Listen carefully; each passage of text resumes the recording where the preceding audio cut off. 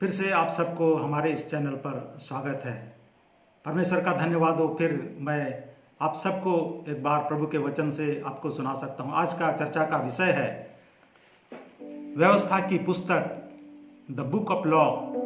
परमेश्वर ने यहोशू से बातचीत करते हुए यहोशू उसके पहले अध्याय उसके 8 वचन में कहा, व्यवस्था की यह पुस्तक तेरे चित्त से कभी ना उतरने पाए। मैं फिर दोहराना चाहूंगा, व्यवस्था की यह पुस्तक तेरे चित्त से कभी ना उतरने पाए। व्यवस्था जीवन को व्यवस्थित करता है। व्यवस्था का अर्थ है नियम। नियम जीवन को संवारता है, सजाता है, अच्छा बनाता है, उसको सुंदर बनाता है। जिस राज्य का नियम कानून ठीक नहीं रहता, वहाँ पर दंगा फसाद, मारपीट, छिनतई वहाँ पर होता है। लेकिन जहाँ कानून व्यवस्था ठीक रहता है, वहाँ शांति चैन बना रहता है। बाइबल धर्मशास्त्र, पवित्र शास्त्र एक व्यवस्था की पुस्तक है। और इसलिए दूसरा तीमुथियुस और उसके 3 और 16 वचन में परमेश्वर के वचन में लिखा है कि यह उपदेश सुधारने, समझाने और धर्म की शिक्षा के लिए लाभदायक है, ताकि परमेश्वर का जन सिद्ध बने और भले काम के लिए तत्पर हो जाए। प्रभु का धन्यवाद हो। ये वचन, ये व्यवस्था की बातें, व्यवस्था की पुस्तक हमको सिद्धता की ओर आगे बढ़ने के लिए प्रेरित करता है और भले काम के लिए हमें तत्पर करता है। इसीलिए परमेश्वर ने जोर देकर यहोशू से उन्होंने कहा कि व्यवस्था की यह पुस्तक तेरे चित्त से कभी न उतरने पाए, क्योंकि इसके बिना हम सिद्धता की ओर दौड़ने से हम रुक जाएंगे और हम भले काम के लिए हम तत्पर नहीं हो पाएंगे।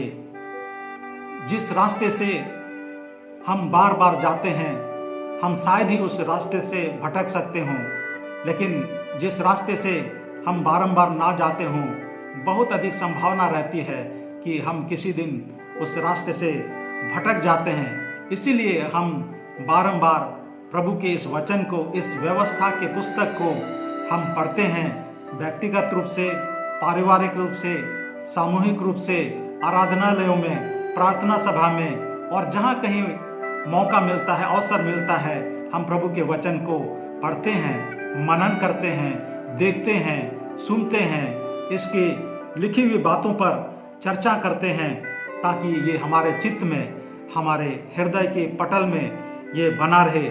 परमेश्वर का धन्यवाद हो इस सुंदर वचन के लिए जो हमारे जीवन को व्यवस्थित करती है, और इसलिए इसका नाम व्यवस्था का पुस्तक दिया गया है।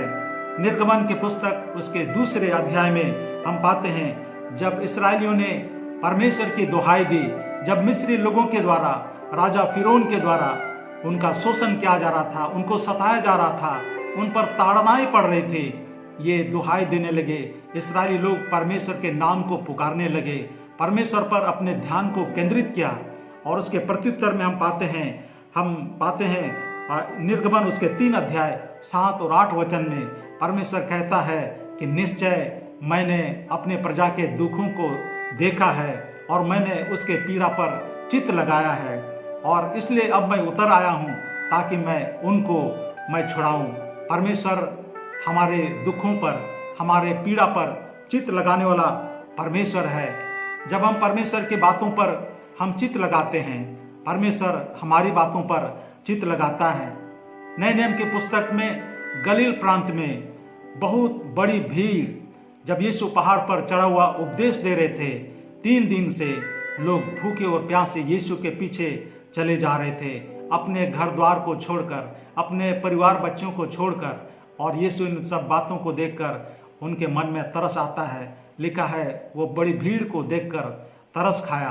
प्यारे भाई बहनों, और यीशु मसीह ने जब देखा कि लोग उनकी बातों पर चित्त लगाते हुए 3 दिन से भूखे और प्यासे उनके जीवनदायी वचनों को सुन रहे हैं, प्रभु यीशु मसीह उनकी आवश्यकताओं पर, उनके शारीरिक आवश्यकताओं पर, उनकी समस्याओं पर प्रभु यीशु मसीह ने भी चित्त लगाया। और आप जानते हैं प्रभु यीशु मसीह इन बड़ी भीड़ को रोटी और मछली के स्वादिष्ट भोजन से उन्हें तृप्त किया। फिर से मैं कहना चाहूँगा, जब हम परमेश्वर की बातों पर चित्त लगाते हैं, परमेश्वर हमारी बातों पर चित्त लगाता है, चाहे वो हमारी शारीरिक आवश्यकताएं हो और चाहे वो हमारे आत्मिक आवश्यकताएं हो और चाहे वो हमारे लिए समस्याएं हो। परमेश्वर उस पर चित्त लगा करके उन इस्राएलियों के समान हमारे पीड़ाओं से, हमारे दुख से, हमारे उन लम्हों से जो हमारे जीवन को घेरे रखती है, हमें छुड़ाता है।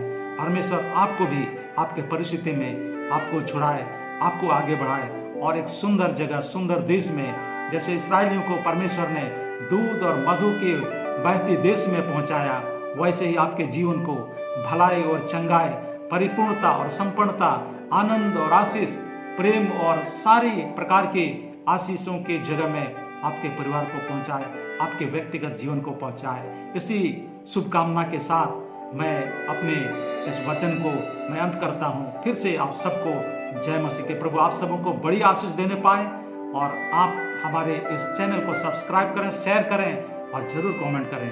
धन्यवाद।